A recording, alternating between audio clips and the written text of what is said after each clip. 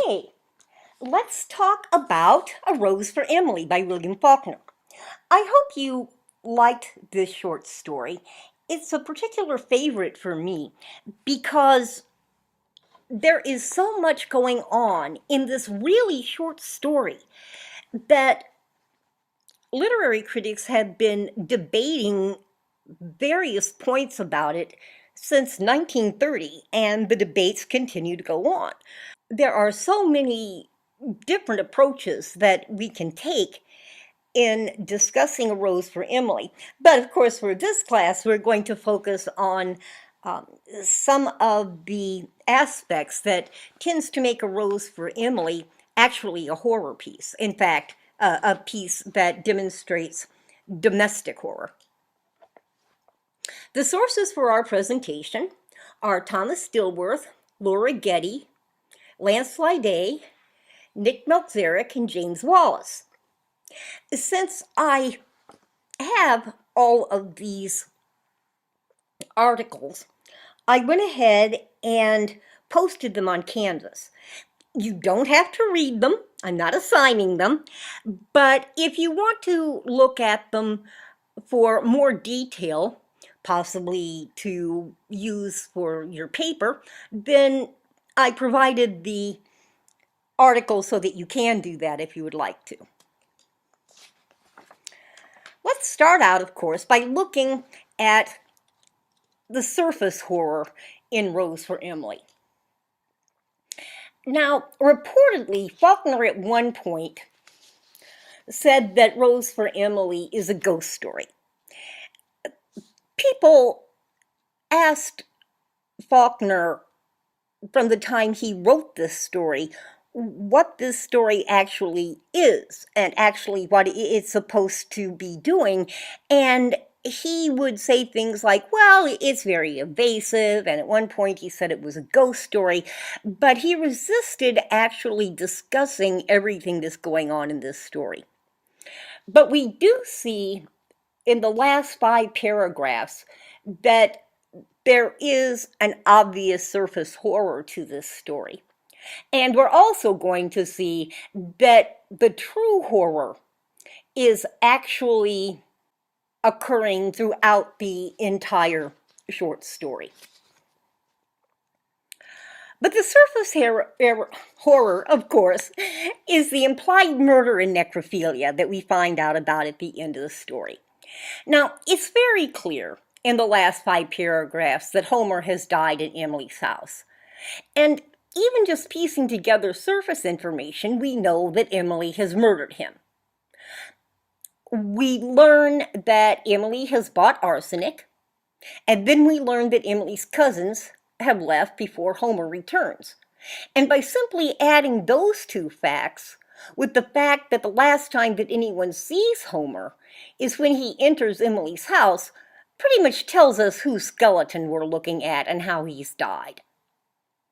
Now, even more chilling than the murder, of course, is that the community sees an indentation of a head on the pillow next to the skeleton, and the skeleton is lying in the position of an embrace. Then when we add to that, we see that the town finds an iron gray hair on the pillow next to the skeleton. And we know from very early in the short story that Emily has iron gray hair. That pretty much tells us that at least during part of the years after Homer dies, Emily has to some degree a sexual relationship with Homer. Now, necrophilia was, and still is, one of the sexual behaviors the society views with really great shock and abhorrence. Respect for the dead has been a part of Western culture since ancient Greece, and necrophilia is a serious breach of that social expectation, as well as being a sexual activity that is, well, in most people's opinion, gross. But as horrible as Emily's actions are, as we're going to see, the true horror lies more in what is done to her, not by her. In fact, as we shall see, the community is just as guilty of Homer's murder as Emily is. Now, the setting of this story is particularly important. It's set in a fictitious town called Jefferson, which is the seat of the fictitious Yoknapatawpha County in Mississippi. That county is a county that Faulkner invents, that he uses in many of his works. And not only do so many of his works take place in this county, but the same characters tend to show up in different works that he has written. For example, Colonel Sartoris is a character in some of his works, and for that matter, so are some of the Griersons. So Faulkner invents a county and a community in the Deep South in the years right after the Civil War. In this case, it's believed that this story takes place from sometime right around 1893, which is during the Civil War, and we know that Emily's father fought the Civil War. And it ends sometime around 1935. We're going to take a look at the chronology, and as we're going to discuss, one of the things that literary critics who have nothing better to talk about has debated for all these years are the exact years that each action in the story takes place, and nobody's ever been able to come up with the exact years. But we can at least determine that the time period is from sometime right around 1893 to sometime right around 1935. We know that Emily is born during the Civil War and that the incidents take place right after it. Now, Faulkner is not usually considered a horror author, and most of his works are not horrific in terms of how most of us define horror. Actually, his work, Faulkner is one of several Southern authors who wrote in the early 20th century and struggled with the problems of being proud to be a Southerner and feeling both love and loyalty to the South, and at the same time feeling deeply guilty and very embarrassed and sorry about the South's connection to slavery because of the Civil War and the antebellum South. Antebellum means before the Civil War. Okay. Now, we see that tension in a lot of Faulkner's works, and we definitely see it in Rose for Emily. For example, we learn very early in the story that Emily's house is architecturally in the style of the Old South, but it's surrounded by modern industrial businesses. Symbolically, her house, and in fact, the entire story, can be seen as the South's attempting to cling to a dead culture, even though the modern one is in place, just as Emily holds on to a dead person. Now, it's also important to note that community in A Rose for Emily plays the role that it plays in many of Faulkner's works. According to Lancelot Gay, the community is an unseen force in a lot of Faulkner's short stories and novels, and that this force works to exert constant pressure on characters. In some of these works, that pressure is not very obvious, but in A Rose for Emily, of course, it is. Now, Lydé says that Faulkner's characters often define themselves in relationship to the community. So Emily is strongly motivated to conform with the community's expectations of her, much more so than we might be in modern times, and particularly in large cities. So, as Dilworth points out, Emily does rebel against the community expectations just by dating Homer at all. But the community pressures her through high expectations, direct interference, and just constant gossip, so that she eventually does, at least on the surface and as far as the community knows, conform with their expectations of her. Of course, she doesn't really. What she really does is devise a plan that will allow her, in her view, to keep Homer as a lover. Okay, To understand exactly what the community does, we have to view the events in the story in the way that the community experiences them, chronologically. Now, A Rose for Emily has a nonlinear chronology, and while that strikes us as strange in some cases, such as movies, for example, it doesn't seem very strange or intentional or devious as we read the short story. After all, when we reminisce about friends, or when we talk about friends we know, we tend to relate incidents in the order they occur to us. And that's not necessarily chronological order. So the nonlinear chronology seems quite appropriate for the reminiscence of a woman who has died. And its sinister nature appears only when we entangle the chronology and see the events as the community experienced them. Now, according to Nick Zarek, at least 11 critics have attempted to assign specific years to the incidents, and nobody's been able to do that. But everyone pretty much agrees on the order in which the events occur, and that's what really matters more than the exact date that every single solitary incident takes place.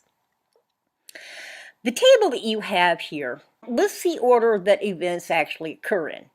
Now, I provided this table for you in Microsoft Word and recommended that you print it out so that you can look at it as we go through the presentation. But for right now, at least, take a look at the page number column on the right. And look at how it jumps around. Now, we listed the events in the order that they really took place chronologically, but we can see that the page numbers jump all over the place. We go from the first thing that happens is her father dies, and we learn about that on page 185, and then after that, Colonel Sartoris remits her taxes, because we know that he does that after her father dies. But that's discussed on page 182. And the entire story goes on that way. And even though there are so many events that are discussed on page 188, they aren't necessarily discussed in the order that they actually took place. Also, take a look and notice that we learn about the smell, which is, as we see, is going to become very important, relatively early in the story, certainly before Homer is even introduced to the story. Not only that, but the story relates it as happening 2 years after her father's death and a short time after her sweetheart had deserted her. So the emphasis, or at least the tie between the smell and a death, when the smell is discussed, actually kind of ties the smell to Emily's father's death. But since the smell comes up 2 years after her father dies, we're told that the community is able to get her father's body and bury it, we don't associate that smell with any dead human body. And we're going to talk about why that's important in a little bit. But what I want you to do right now is ask yourself this. When you read this story, did you in any way associate that smell with Homer's death? Probably not. Most people don't. And if you didn't, you see how presenting the incidents in a nonlinear fashion hides the source of the smell. And as we'll see, that is a significant point. Okay, let's look at the expectations that the community holds for Emily, since we've talked about the fact that meeting community expectations would be very important to her. Now, as Dilworth points out, all women in the United States, and pretty much in Western culture altogether, were expected in the late 19th century and early 20th century to be virgins until their marriage. And that pressure was even greater, Dilworth tells us, in the South. In the South, during the years that A Rose for Emily takes place, the South viewed itself as a defeated culture. Now, we all tend to idolize the past, and particularly we do this as we get older, take my word for it. But a defeated culture is particularly prone to look back to the good old days and idealize them even more. As Dilworth indicates, the post-war Southerners, and that of course is post-Civil War, tended to view the antebellum South as a kind of paradise. And women were expected to maintain the purity of Eve in the Garden of Eden, although, of course, they were to be fully clothed. Now, as Dilworth indicates, these expectations are even higher for Emily because she is the living symbol of the antebellum South, according to the people of Jefferson. The Griersons had been wealthy plantation owners before the war, and they remain wealthy, or at least they were able to retain the image of wealth up until the time that Emily's father dies. Now, as a result of this, we know that Emily's father rejects all the young men in Jefferson as not being good enough for Emily. So not only are the Griersons financially well off, but they're very snotty about it. They're very aware of the fact, or at least Emily's father is very aware of the fact, that the Griersons are wealthy and are of a higher social class than most of the people in Jefferson. And that's why he doesn't allow Emily to date anybody in town, or at least that's the surface reason. And as a result, Emily never even gets to date anybody. And then we're told that after Emily's father dies, the town takes on his role. And so what we end up with is an Emily who is a spinster in her 30s. And we have to remember that at this point, most women in the South and elsewhere, but particularly in the South, usually got married before they were 20 years old. But then Homer comes along, and of course, he's not one of the townsmen that had already been rejected as being unworthy. So for the very first time, Emily finds somebody that she can have a normal, mature relationship with. But as we shall see, the town will not allow her to forget noblesse oblige, which is the assumed obligation that the privileged carry to act in a noble fashion. Now, as Dilworth states, while Emily's social status allows her certain privileges, and it does, there are also expectations that are placed on her. And these expectations, according to Dilworth, carry a tremendous price. Being considered special isolates an individual from others in any case. And sometimes people want that. I really can't see somebody in Bill Gates's family wanting to hang out with people like you and me. They are in a different class, and that's just perfectly fine with them. So that isolation is okay in some cases.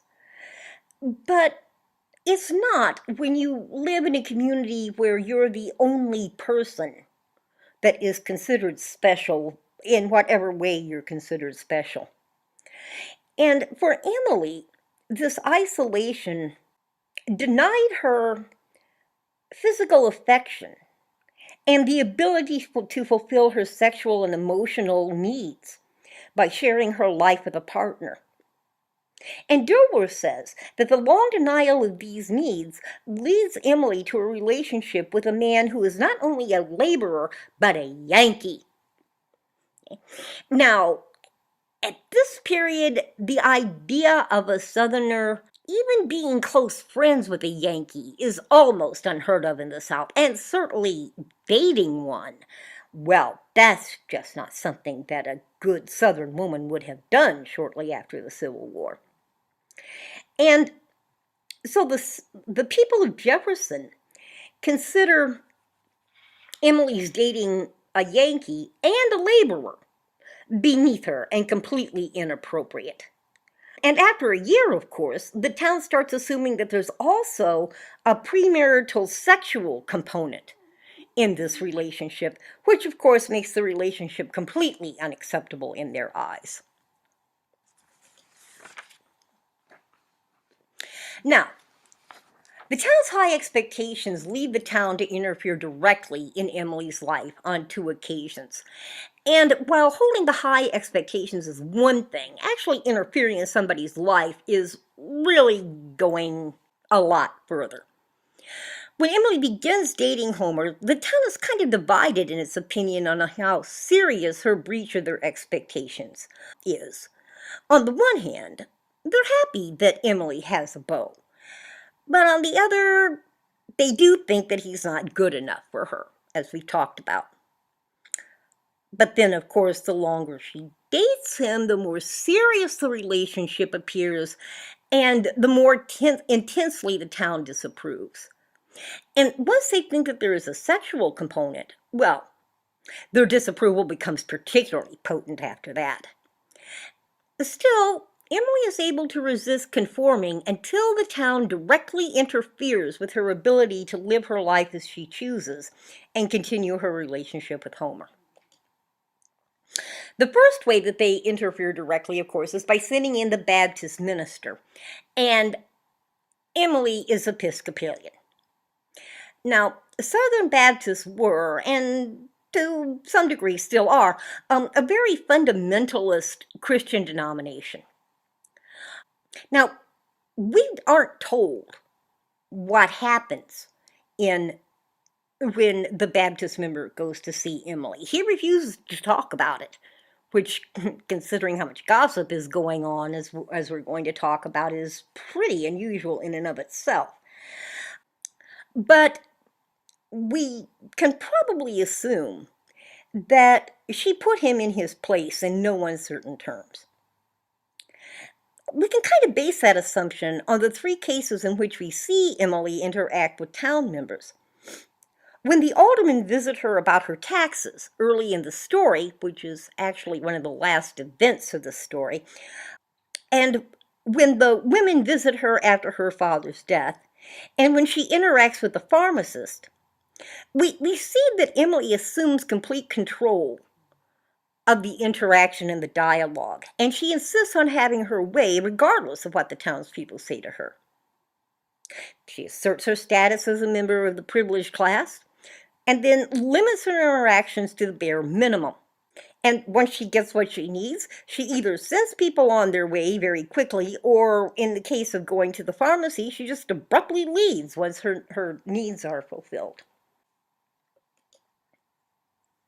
Then, of course, when sending in the minister doesn't get Emily to stop seeing Homer, they call in her cousins to stay with her as a chaperone. Now, that's very problematic for Emily.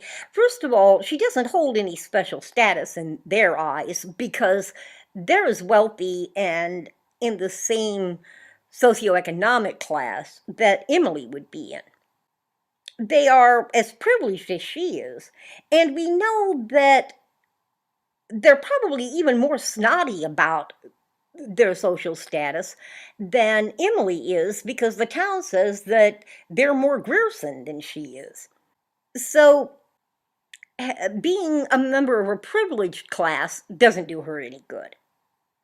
And unlike with members of the community, she can't kick them out of the house or leave them because they're staying with her. In her view, there's no escape.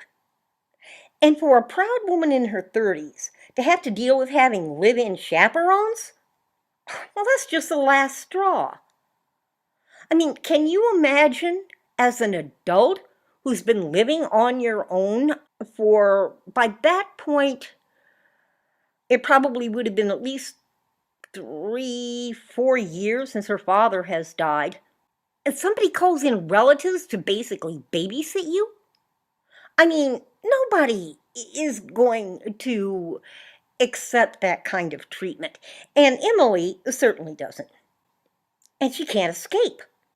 So, because of the timing on the chronology table, if we look at it, it seems like their constant presence is what it eventually motivates Emily to hatch a plan to create the appearance that she and Homer would marry. So she goes out and she buys men's clothing and men's nightshirt and men's toiletry items. And the town does say, well, maybe they're going to get married. They must be going to get married since she bought these things for him. And who knows? Maybe initially she's even hoping that she'll be able to convince Homer to marry him, despite the fact that he says that he isn't the marrying kind. But we do know that whether Emily plans to ask Homer to marry him or not, she does arrange a contingency plan because she purchases arsenic. So we know that she makes these arrangements and then she gets the cousins to leave.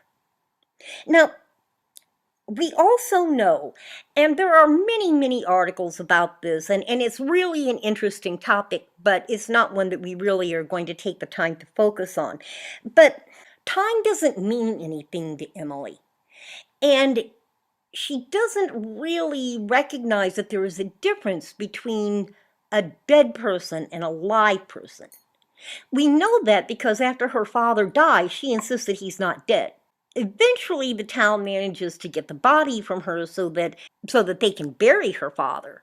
But she never actually admits that he's dead because the difference between life and death seems to be very blurred in Emily's view.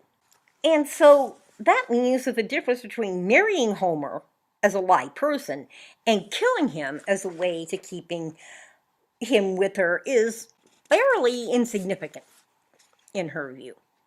Either way, she'd have Homer to herself for the rest of her life, and the town either would shut up because she marries him or wouldn't know that he is still there. Now, as bad as the direct interference is, it's really only the last straw that broke the camel's back. Okay? In fact, gossiping about Emily and the Griersons seems to be the town's favorite sport throughout her entire life. Of course, that gossip intensifies when she begins to date Homer. And when it comes to gossip, there's little gossip that's more interesting than juicy tales of forbidden romance and sex. So Emily's dating a Yankee laborer and eventually, in the town's view, having sex with him is like a World Series of gossip for Jefferson. Now, Faulkner makes it very clear that the town gossips about her. He frequently uses phrases like "we said" and "it got about," meaning that people are talking about her. But Wallace says that it's clear that gossip is even more widespread than Faulkner says, especially if we assume that the narrator is one person, and that's something that is actually debated by critics. After all, the character uses a plural pronoun. It's always we, never I.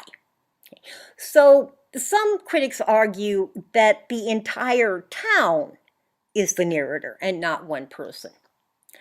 But after arguing that the narrator is a single human being and providing some evidence for that, Wallace points out that there is no way that one person could know everything that narrator knows in the detail the narrator knows it unless the gossip is even more widespread and detailed than Faulkner's direct statements indicate. For example, the narrator knows in sufficient detail what happens when the women visit Emily after her father's death to be able to use direct quotes in relating the incident. But then the narrator also relates in really specific detail what the men do when they spread the lime on Emily's property.